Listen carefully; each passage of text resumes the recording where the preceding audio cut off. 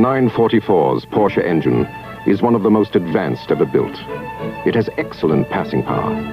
In fact, with maximum torque achieved at as low as 3,000 RPM, it offers astounding acceleration throughout the entire RPM range.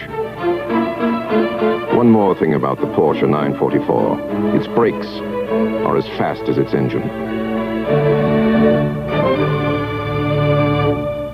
The 944 was Porsche's front-engine attempt at being the little brother to the 911.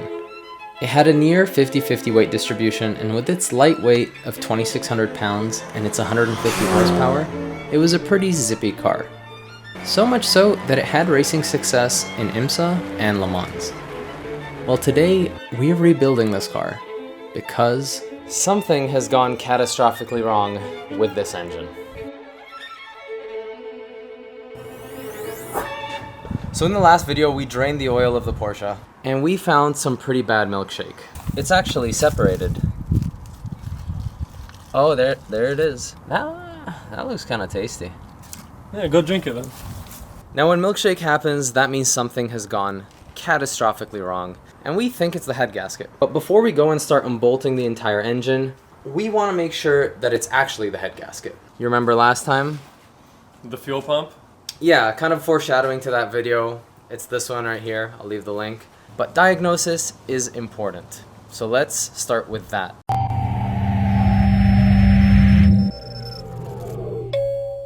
Now, since we do have the car on 2 ramps, we're going to chalk the back wheels because you can't be too safe. Now, because we have a fear that we have a head gasket issue, a good method of diagnostics is usually to check if there are exhaust gases in your coolant. The issue with that is it requires the engine to be running, and because we don't want the engine to run to prevent any further catastrophic issues, we are going to do a compression test. And that involves hooking up this pressure tester to the spark plug holes, which means we need to get the spark plugs out. So now that the spark plugs are exposed, we can start taking the plugs out one by one because we are only testing one cylinder at a time. Now with pressure testing, we need to crank the engine without the engine actually starting. So we need to remove the DME fuel pump relay, and we need to put some oil back in the engine because we have no oil in the engine.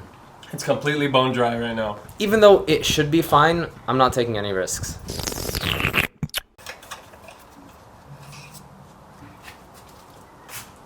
I can't really tell.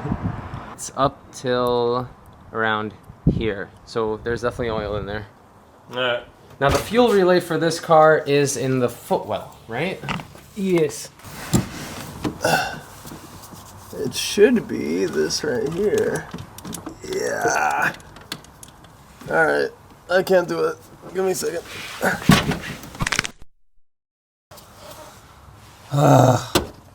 Yeah, that should be it. And that is our Volkswagen Audi fuel relay.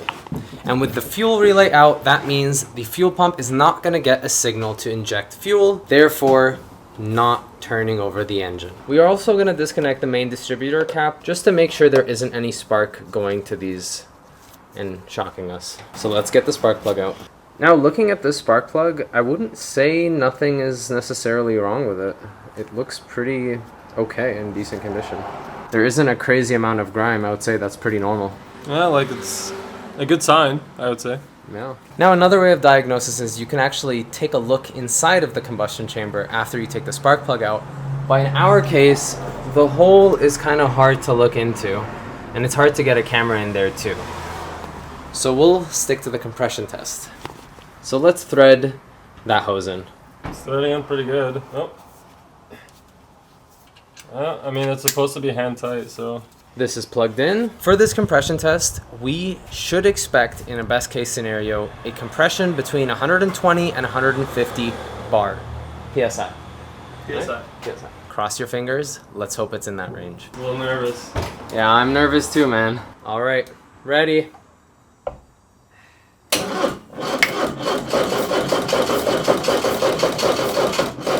Cut it, cut it. That is a really good compression.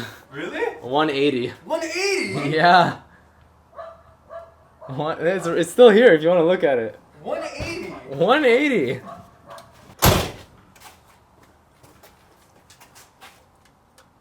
Okay, but that's cylinder 1. We still have 3 more to go. So if we see anything that's drastically less, either a valve or a head gasket. And it's holding. It's holding. Which okay, means... that's good. Oh, hold on. Nice. Damn!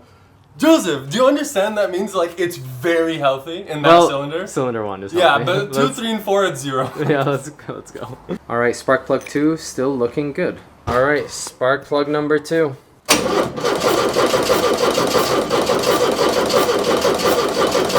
right, that one was at 165. Okay. Took a little bit longer, but 165. That's still good. Yeah, and it's holding. Not as good as cylinder 1, but still well within spec. No head gasket issue in this cylinder. All right, so we just pulled spark plug number 3. This one looks a little bit different. A little oily. Mm-hmm. Let me... Alrighty. Yeah, a little wet. It's definitely wet. So... This is leaning more towards... Let's see what the compression test says. Yeah. I mean, after seeing the spark plug with oil, I don't have high hopes, but... Fingers crossed. 60? Like 0, maybe. Fingers crossed. Go for it.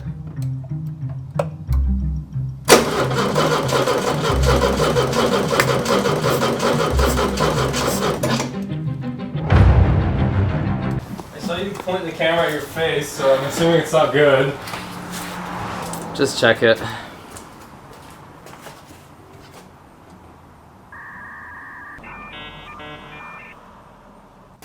Oh, that was the best compression so far. I'm confused. So maybe it was just a little greasy, but there's definitely compression in there. That's not supposed to be the case. Why? 200, that's factory. 200? What do I have, a turbo? That's factory compression. No, it isn't. You just said it was. Yes, but like, the thing is the turbo models, it's 210. Dude, you just have great piston rings and valves. Yeah, it's because when I bought it, the amount of money I paid made it get better compression. That's like I genuinely am not like I'm not happy because I don't know why that's the case. Yeah, like that's way more than it's supposed to be, but it can't be bad. All right, spark plug number 4, similar to spark plug number 3, quite a bit of oil on the spark plug. Why? You gonna say something? Let me explain. Do that in post. Joseph later do that in post.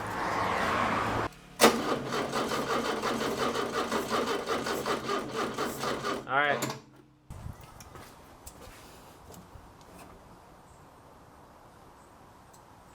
Why? I'm more confused now, Yes, to be honest. this is not a good thing. Could it be You know that why? there's a lot of like liquid in the cylinder? Most likely. Because those were wet. These were not. And those had a lot of compression. But like even if we're looking at this, right? Yeah.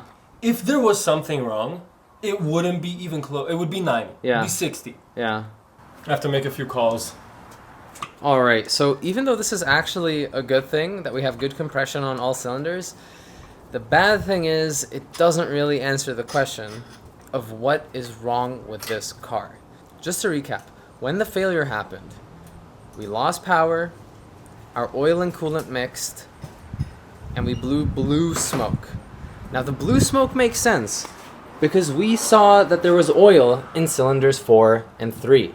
Now why did that oil get in there? We don't know. Now it could still be a head gasket issue even though we have good compression. It could have been that the head gasket failed between the oil and coolant passages, right? Yeah, it's possible. Which would explain the oil and coolant mixing.